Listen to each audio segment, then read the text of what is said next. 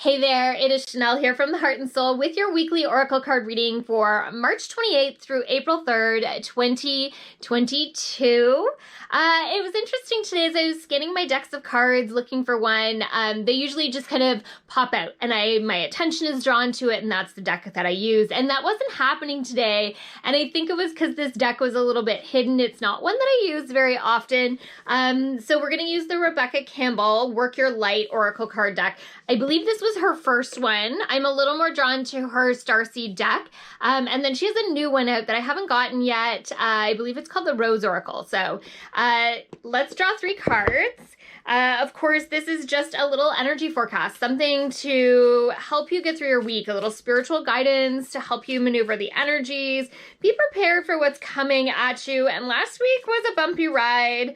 It was definitely an interesting one for me, not so much personally, but just in life in general. But yeah, let's take that one as number 2, and we need one more card still. There we go. Card number 3. So let's see what the cards have to say. So our first card is Unbound, releasing soul patterns, contracts, and past lives.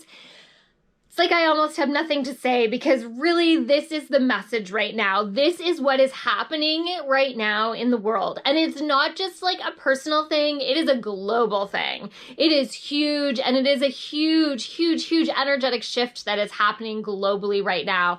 For some, you are going to feel this intensely as there are things that you have to release to be able to move forward in a positive way in your life. For others that have been doing the work all along, maybe there's not as much to do. And then there's some of us who think we've been doing the work all along, but somehow we get dragged into other people's lessons too. So there's a lot to be learned, a lot to be kind of assimilated, processed, all of those things, but it's big right now, and it is uncomfortable, and it is a roller coaster, but it's about staying connected and staying in the flow of things. When we stay in that place of connection, the universe shows us everything we need.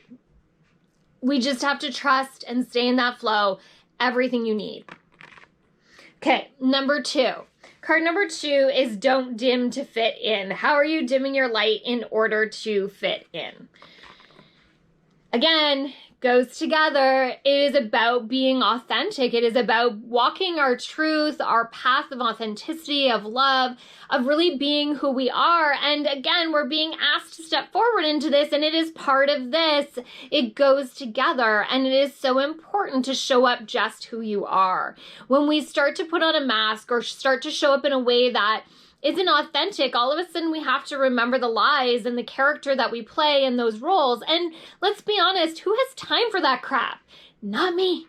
So show up real and show up authentically. And when something isn't working, it's time to fix it. And I know sometimes it's not an immediate change, but that's part of the lessons here. So how do you shift into being a more authentic you? Number 3. Play, have fun, celebrate, don't be too serious. We always need this card, and I think that's why I married my husband. My husband, I adore him. He makes me smile so much, and he knows how to have fun in a really positive way. I definitely have had a lot of experience in my past with some negative play and releasing those kind of relationships. And my husband is just this, I like to call him my Peter Pan. He's never going to grow up, and I prefer it that way. He is very mature and very serious when he needs to be, but man, he knows how to put a smile on my face and to take me out and have fun. So it's important to have those things in our lives, and I don't think I had enough of that in my life, and he really reminds me of how important that fun and play is, that spontaneity and all of that. It's so important. So ask yourself, where can you infuse more play and more fun into your own life? If you didn't check out yesterday's reel that I posted, one of the things that I do for fun is I crank up the music and I dance because it just fills my soul in such big ways. And that's what I was doing before I recorded this oracle card reading. It's what I do most mornings when I'm by myself, or even on my car ride to work, do a little car dancing.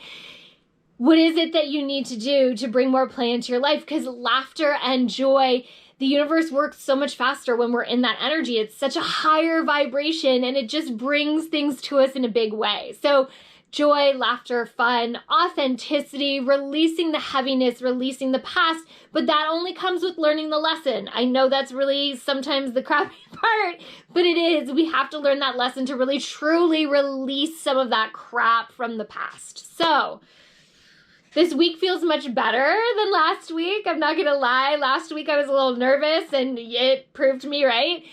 This week feels like it's just about really embracing yourself and really being in that place of joy and staying connected to move through those changes and shifts and lessons learned and all that good stuff. So I know you can do this. Thank you for sharing your energy with me and allowing me to share energy with you.